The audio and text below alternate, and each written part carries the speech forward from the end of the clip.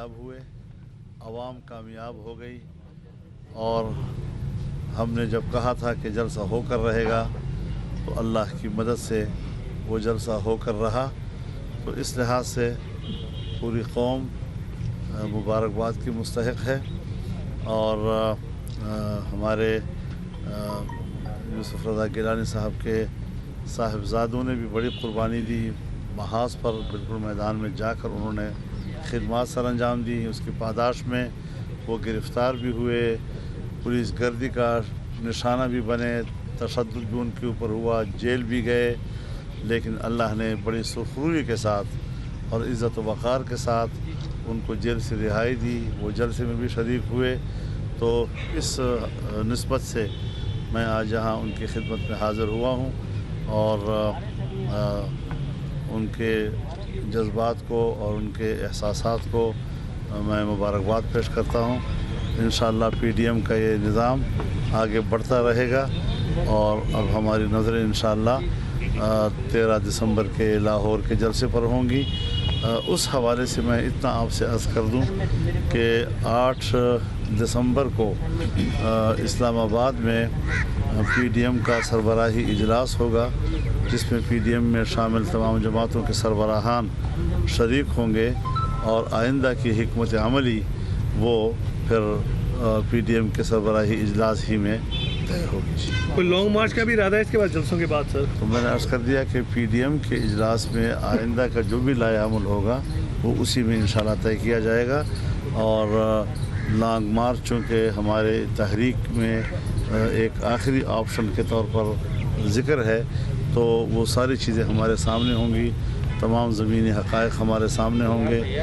اس کی پاداش میں پھر جو بھی پی ڈی ایم کی قیادت فیصلہ کرے گی انشاءاللہ اس پر عمل درآمد ہوگا. اچھا, حکومت کو جلسہ نظر نہیں آ رہا, حکومت کے حکمران جماعت یہ کہہ رہی ہے کہ جلسہ نہیں جلسی تھی, یہ اس پہ کیا کہیں گے؟ ان کو نظر نہیں آتا کیا ہے؟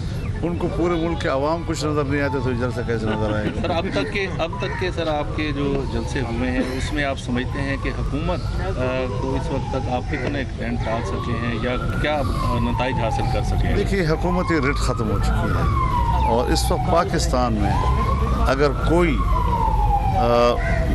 غیر متعلقہ ہے تمام معاملات میں وہ عمران خان ہے اور اس کی صوبائی حکومت ہے. تو جب عوام کے معاملات سے اور حکومت نظام سے ہی وہ تقریباً لا تعلق ہو گئے ہیں, یہ ہے پی ڈی ایم کا اور عوام کی تحریک کا نتیجہ کہ کس طرح حکومت اس وقت ایک غیر مؤثر چیز بن گئی. اچھا گیلانی صاحب, پہلے صرف مریم بی بی تھی میدان میں, اب آصف بھٹو زرداری صاحبہ بھی آ گئے ہیں, کیا سمجھتے ہیں؟ اچھا انیشیٹو ہے, اس سے کیا نتائج حاصل ہوں گے؟ بسم اللہ الرحمن الرحیم. تھوڑا کم. میں سب سے پہلے مولانا فضل الرحمان صاحب صدر پی ڈی ایم اور ہمارے کے پی کے صدر صاحب تشریف فرما ہیں, جن کو ویلکم کرتا ہوں کہ آج مولانا صاحب نے تشریف لا کر یہاں ہماری بہت عزت افزائی کی ہے, اور انہوں نے ہمیں مبارکباد بھی پیش کی ہے. میرے بچوں کو بھی مبارکباد دی ہے, قاسم کی رہائی کے لیے بھی مبارکباد دی ہے. تو ہم بھی ان کے مشکور ہیں, اور صرف میں ان سے گزارش کروں گا کہ ہم پی ڈی ایم کے بہت مشکور ہیں کہ انہوں نے جو جلسے پہلے ابتدائی طور پر 6 جلسے منظور کیے تھے, تو پاکستان پیپلز پارٹی کے چیئرمین بلاول بھٹو صاحب نے ریکویسٹ کی تھی کہ 2 جلسے جو ہوں گے وہ ہم سے ریلیٹڈ ہیں پاکستان پیپلز پارٹی سے. ان میں ایک سانحہ کارساز کراچی میں جو 18 اکتوبر کا تھا, تو وہ ہمیں ریکویسٹ کی ہم نے پی ڈی ایم سے وہ جلسہ کرنے کا, ہمیں آپ یہ ہوسٹ بننے کا موقع دیں. تو میں مشکور ہوں کہ انہوں نے ہمیں ہماری ریکویسٹ مانی, اور ہم نے جو وہ تھا سانحہ کارساز جس میں 200 لوگ شہید ہوئے اور وہ گمنام سپاہی تھے, جمہوریت کے لیے اور سٹرگل کے لیے، اور ان کی جو تکفین ہوئی وہ گڑی خدا بخش میں ہوئی، جہاں شہید ذوالفقار علی بھٹو صاحب تکفین جہاں ہوئی تھی۔ دوسرا انہوں نے ریکویسٹ کی کہ ایک موقع ایسا ہے یوم تاسیس پاکستان پیپلز پارٹی کی 30 نومبر کو، اور اس پہ بھی انہوں نے گزارش کی کہ یہ موقع بھی ہمیں دیا جائے کہ ہم اس کی میزبانی کریں۔ تو اگین میں پی ڈی ایم کا قیادت کا سب کا مشکور ہوں کہ انہوں نے ہمیں یہ موقع دیا، اور اس کے لیے اب اہلیان ملتان، میڈیا کے لوگ سب جانتے ہیں کیا کیا مشکلات آئیں کہ بجلی بند، پانی بند، اور ادھر دکانیں بند، کھانا بند، کیٹرنگ والے بند، اور ٹرانسپورٹ بند، اور جتنے کارکن تھے پی ڈی ایم کے ان کو جیلوں میں ڈال دیا گیا، اور ان کے ساتھ سختیاں کی گئیں کہ ایفیڈیوٹ سائن کرایا گیا، یہ آپ کے علم میں لانا چاہ رہا ہوں، جس پہ لکھا کہ اگر کوئی جلسے پہ جائے گا 10 لاکھ تاوان دے گا حکومت پنجاب کو۔ یہ پہلی دفعہ ہم نے سنا تھا، اور اس حد تک جنہوں نے ٹرانسپورٹ والوں نے ایڈوانسز بھی لیے وہ بھی واپس آ کر چھوڑ گیا کہ جی ہم آپ کو ٹرانسپورٹ نہیں دے سکتے۔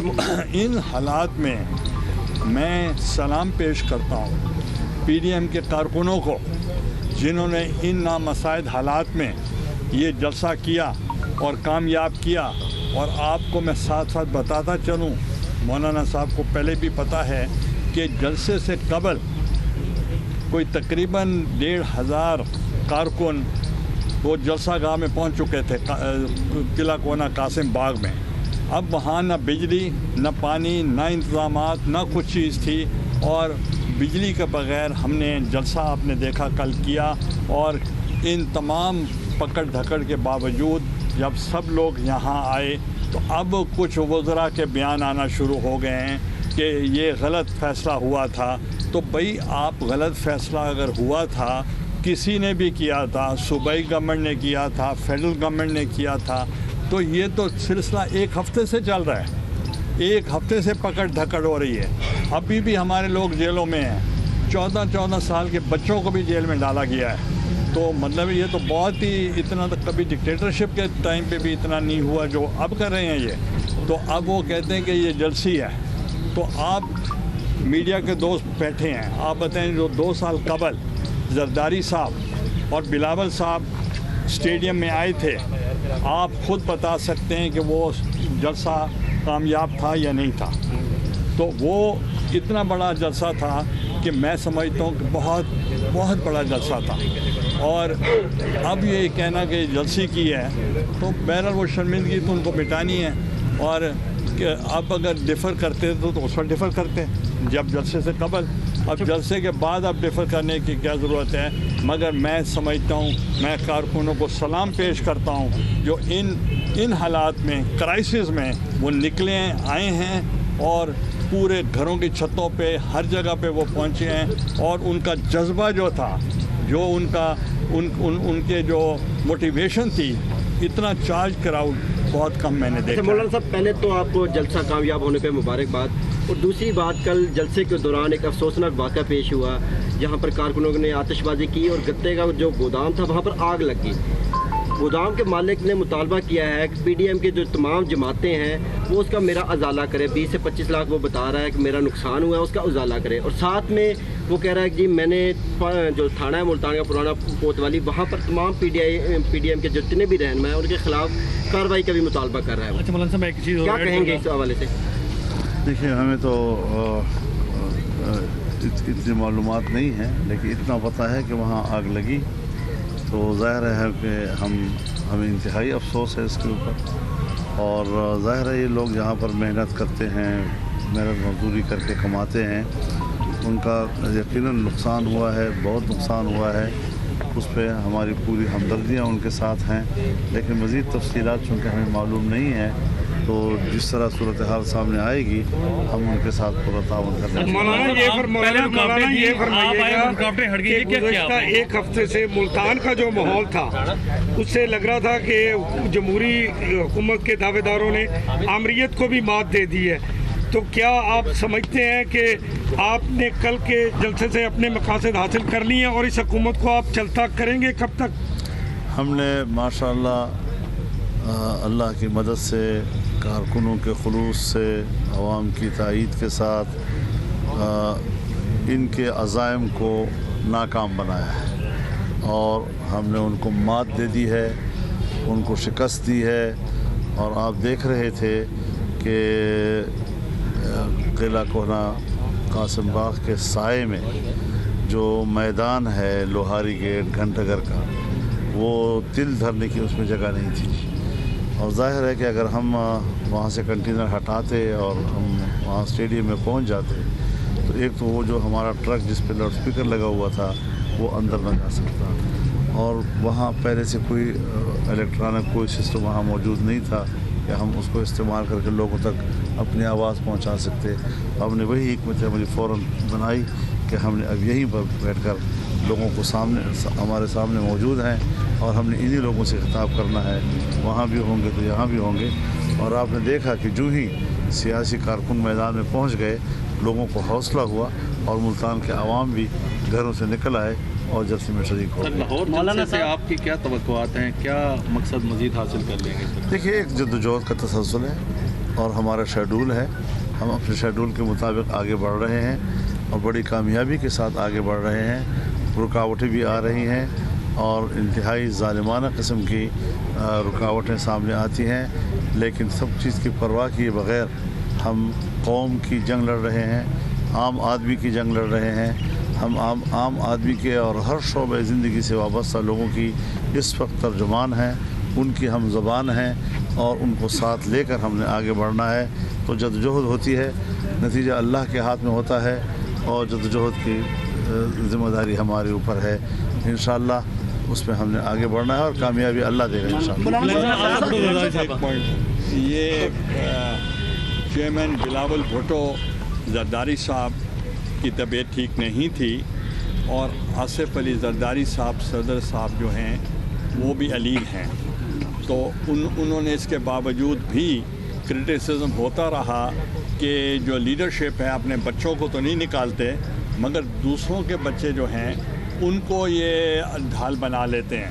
تو آپ نے دیکھا کہ میرے بچے بھی بیچ میں تھے اور آصفہ بھٹو زرداری صاحبہ پہلی مرتبہ وہ باہر آئیں اور وہ اس کرائسس میں وہ آپ کے جو ایجنڈا تھا اس کے مطابق شامل ہوئیں اور آپ نے دیکھا ہوگا کہ عوام نے اس کو بہت اپریشیٹ کیا. مولانا صاحب دوست عاشق امان صاحب کہتی ہیں کہ آپ قلعہ کوہنا قاسم باغ بھرنے کے لیے آئے تھے لیکن گھنٹہ گھر بھی نہیں بھر سکے. اب میں اس کا کیا جواب دوں؟ گیلانی صاحب کل ہائی کورٹ نے اس کا تعلق تو ہماری شرافت کے ساتھ ہے اور وہ شرافت اجازت نہیں دے رہی. گیلانی صاحب کل ہائی کورٹ کے ڈویژنل بینچ نے ایک آرڈر کیا کہ علی قاسم گیلانی کو 3:30 بجے تک رہا کر دیا جائے، لیکن جیل حکام نے ہائی کورٹ کی توہین عدالت کرتے ہوئے انہیں 5:30 بجے کے بعد رہا کیا. تو کیا آپ کی جماعت اس کے خلاف ہائی کورٹ سے رجوع کرے گی؟ دیکھیں ہائی کورٹ نے جو فیصلہ دیا ہم اپریشیٹ کرتے ہیں کہ بہت اچھا جوڈیشس فیصلہ آیا ہے کہ چونکہ اس میں ان کا جو موقف تھا ان کو کمزوری ہوئی ہے کہ جو پکڑ دھکڑ ایلیگل کر رہے تھے. تو کل بھی بہت سارے لوگ جو رہائی کے لیے گئے تھے ان کو بھی ریلیف ملا ہے، آج بھی جا رہے ہیں تاکہ مطلب ان کو بچوں کو بھی پکڑا ہوا ہے، 13 سال کے بچوں کو بھی وہاں سے شجاع آباد سے لے گئے، کھوکھرے سے لے گئے اور ان کو جب دکھایا گیا کل جج صاحب کو تو انہوں نے کہا اس نے بھی تقریب کاری کرنی تھی. تو اس لیے مطلب ان کو بھی سب کو سمجھ آ رہی ہے کہ یہاں ڈوئل سٹینڈرڈز ہیں، ادھر ڈوئل سٹینڈرڈز ہیں کہ جب پی ڈی ایم جلسہ کر رہی تھی پشاور میں تو اسی اینڈ ٹائم پہ ایک اور سوات میں جلسہ ہو رہا تھا، ایک ود پرمیشن ایک وداؤٹ پرمیشن. اور اسی ہی طریقے کے ساتھ جب اب ہم یہاں جلسہ کر رہے ہیں تو ایک لوور دیر میں بھی جلسہ عام ہو رہا تھا اور ایک वहाँ गुरु नानक में भी एक जलसा हो रहा था। और जिस दिन अली मूसा गिलानी को अरेस्ट किया रैली निकालने पे, तो उस वक्त एक रैली यहाँ के जो चेयरमैन थे MDA, उनका भी जुलूस, उन्होंने भी रैली निकाली हुई थी। तो ये डबल स्टैंडर्ड जो हैं वो लोग समझ चुके हैं। वो सिर्फ समझते हैं कि कोरोना सिर्फ PDM के जलसों में है, बाकी नहीं है। तो इसलिए अगर चाहते हैं तो इनकी सिर्फ अवेयरनेस कैंपेन करें। अवेयरनेस से जो लोग समझ सकते हैं वो समझ जाएंगे, जो नहीं समझते उनको आप समझा नहीं सकते। मौलाना साहब, हुकूमती वज़रा की जानिब से कहा जा रहा है कि जो मईशत है हमारी उठ रही है और PDM उसको गिरा रही है, तबाह कर रही है जलसों के साथ, क्या कहेंगे? जो गिराई है उसका जिम्मेदार कौन है? ठीक है मौलाना साहब, जहाँ हमारा GDP 5.5% था और अगले साल के लिए हमने उसका हदफ 6.5% रखा था, वो इनकी हुकूमत आती ही पहले साल में 1.8 पे आ गया और दूसरे साल में 0.4 पे चला गया और पाकिस्तान की तारीख़ में इस सतह पर नहीं आया है। उठान वाली बात कौन सी है? यानी देखिए, माशी पॉलिसियाँ जब हुकूमत के लेवल पर बनती हैं तो कई साल गुजरते हैं जब उसके असरात आम आदमी तक पहुँचते हैं। यहाँ तो इधर से हुकूमत बनी, इधर से आवाम के ऊपर उनकी पॉलिसियों के असरात मुरतब शुरू होने लग गए। तो इस महंगाई को अब क्या करेंगे? गरीब आदमी की जो क़ुव्वत ख़रीद है वो जवाब दे गई है, उसका क्या करेंगे? दवाइयाँ कहाँ कहाँ पहुँच गई, कितने 100 गुना ज़्यादा कीमतें उसकी बढ़ गई हैं। आपका इफ़रात ज़र क्या कहाँ कहाँ तक पहुँच गया है, आपकी बरामदात की पोजीशन क्या है।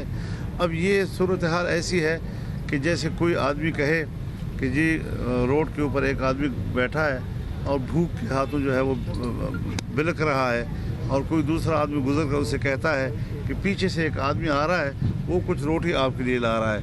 ये है इशारा उसकी माशी बेहतरी का। मौलाना साहब, इसराइल के दौरान आपके साथ कोई मुज़ाकरात हुए हैं या कोई बीच में आया है, या आगे जलसा जो आखिरी आपका होने जा रहा है उसमें कोई अगर आपके साथ मुज़ाकराती तौर पे आते हैं मामलात हुकूमत और आपके दरमियान, तो आप समझते हैं कि अभी पोजीशन है ऐसी? देखिए, इस वक्त तक तो हमारा स्टांस ये है कि हम हुकूमत के साथ किसी किस्म के कोई मुज़ाकरात करने को तैयार नहीं है। हमने तमाम इम्कानात जो है वो मुस्तरद कर दिए हैं, लेकिन ताहम आइंदा मुस्तक़बिल जो है उसका दारोमदार मैंने पहले भी अर्ज़ किया कि PDM जिस तरह हालात बनाएगी और फैसले करेगी उसके मुताबिक हम आगे। सर, इसराइल को तस्लीम करने की बातें हो रही है सर, इसराइल को तस्लीम करने की बातें हो रही है सर। देखिए, यहाँ पर एक गैर माकूल चीज़ जो पूरी दुनिया में फैली हुई है, इसराइल को तस्लीम करना उम्मत मुस्लिमा का फ़र्ज़ है, उसके हुक्मरान का भी, उनकी जमातों का भी, उनके अफराद का भी, कि वो फ़िलिस्तीन को तस्लीम कराने की बात करें। हम फ़िलिस्तीनियों को भूल बैठे हैं, हम फ़िलिस्तीन को तस्लीम कराने की बातें कर रहे हैं। ये क्या तरजीहात हैं हमारी? क्यों हमारी तरजीहात तब्दील हो गई हैं? और उम्मत मुस्लिमा इतनी मरूब क्यों है, इतने दबाव में क्यों है कि एक तरफ हम मोदी को कश्मीर दे रहे हैं और दूसरी तरफ हम यहूदियों को इसराइल दे रहे हैं, फ़िलिस्तीन दे रहे हैं। हम फ़िलिस्तीन की आज़ादी की बात करें, बैतुल मक़दस उसका दारुल खिलाफा हो, इसकी बात करें। क़िबला अव्वल ये जनाब रसूलुल्लाह सल्लल्लाहु अलैहि वसल्लम का तोहफ़ा है उम्मत को, और क़िबला अव्वल हज़रत उमर रज़ियल्लाहु ताला अन्हु कि वो अमानत है जो उम्मत के हाथ में है, और क़िबला अव्वल सलाहुद्दीन अय्यूबी की अमानत है जो उसने उसकी चाबियां लेकर फ़तह करके उम्मत के हवाले किया। आज हम अपने पूरे तारीख़ को की नफ़ी कर रहे हैं, आज हम उसको भूल बैठे हैं। आज अमेरिका ने एक अक़वाम मुत्तहिदा की करारदादों के मुताबिक मुतनाज़ इलाक़ा, वहाँ पर सफारत खाने का ऐलान कर रहा है। ये तो पूरी दुनिया के कानून में नहीं है, ये तो जबर है, ज़बरदस्ती है। लिहाजा सबसे पहले बात की जाएगी तो फ़िलिस्तीन की होगी, उसकी आज़ादी की होगी, उसकी खुद मुख्तारी की होगी, उसकी दारुल हुकूमत की होगी। उसके बाद फिर देखें दुनिया अब किस नतीजे पर पहुंचती है, इसराइल का क्या बनता है क्या नहीं बनता। लेकिन ये बहुत गलत तरजीह है कि हम इसराइल तस्लीम की बातें कर रहे हैं और फ़िलिस्तीन का लफ्ज़ नहीं इस्तेमाल कर रहे, जबकि जंग ही हमारी है कि हमारे इलाके पर काबिज़ है। रसूलुल्लाह सल्लल्लाहु अलैहि वसल्लम ने फरमाया, अखरुजुल यहूद मिन जज़ीरतिल अरब, जज़ीरे अरब से यहूदियों को निकाल बाहर कर दो। और फिर फ़तह खैबर के बाद निकाल बाहर किया और यहाँ तक कि दर बदर हो गए। फ़िलिस्तीन अम्बिया की सरज़मीन है, फ़िलिस्तीन अरबों की सरज़मीन है, और जब से पैदा हुई है ये मुसलमानों की सरज़मीन है। उस पर यहूदियों ने कब्ज़ा किया है और 1940 की पाकिस्तान की करारदाद 1940 کی قرارداد پاکستان کا یہ حصہ ہے کہ یہودیوں کی جو نئی بستیاں بن رہی ہیں یہ ناجائز ہے، اور پاکستان اس فلسطینیوں کے شانہ بشانہ کھڑا رہے گا۔ ایک طرف تو یہ صورتحال ہے، قائد اعظم نے 47 کی قرارداد میں اس کو ڈالا ہے، پھر اس کے بعد جب سن 48 میں اسرائیل بنتا ہے تو اس کا وزیر اعظم اپنی پہلی خارجہ پالیسی میں سب سے پہلی بات یہ کرتا ہے کہ ہماری خارجہ پالیسی کی ترجیح اول یہ ہوگی کہ دنیا کی سرزمین پر اور اس کی جغرافیے پر نیا ابھرنے والا اسلامی ملک، اس کا خاتمہ ہماری خارجہ پالیسی ہوگی۔ کہاں ان کے وہ عزائم پاکستان کے بارے میں، کہاں پاکستان کا موقف وہاں فلسطینیوں کے حوالے سے، آج ہم اس کی بھی نفی کر رہے ہیں۔ تو یہ پاکستان کے اساس کی نفی ہے۔ ہم نے کشمیریوں کی نفی کر دی، ہم نے فلسطینیوں کی نفی کر دی۔ کیا پاکستان مسلمانوں کے حقوق کے تحفظ کے لیے بنا تھا یا ان کو دفن کرنے کے لیے بنا تھا؟ لہذا پاکستان کے اساس کو ہم چھیڑ رہے ہیں اور بانی پاکستان کے بنیادی اساسی نظریے کو ہم نفی کر رہے ہیں۔ تو یہ بڑا حساس معاملہ ہے، اس کے دوسرے پہلو کو بھی دیکھا جائے۔ ترجیح یہ ہے کہ فلسطین کو تسلیم کرنا ہے یا نہیں۔ مولانا یہ فرمایا آپ نے کشمیر کی بات کی، تو اس وقت ہم خارجہ محاذ پر حکومت کہاں کھڑی ہے کشمیر کے حوالے سے؟ خارجہ محاذ پر حکومت ہے ہی نہیں، بس ختم ہو گئی بات۔ سر آصفہ بھٹو زرداری آپ نے سوال کیا ہے کہ آصفہ بھٹو زرداری صاحبہ لاہور جلسہ میں آئیں گی یا نہیں آئیں گی، کیونکہ وہ یہاں تشریف لائی تھی انڈر کرائسس، ان کے بھائی صاحب کی طبیعت ٹھیک نہیں تھی، اور انشاءاللہ وہ ٹھیک ہو جائیں گے، اور وہاں جو پی ڈی ایم کے فیصلے کے مطابق جو جلسہ ہوگا وہاں چیئرمین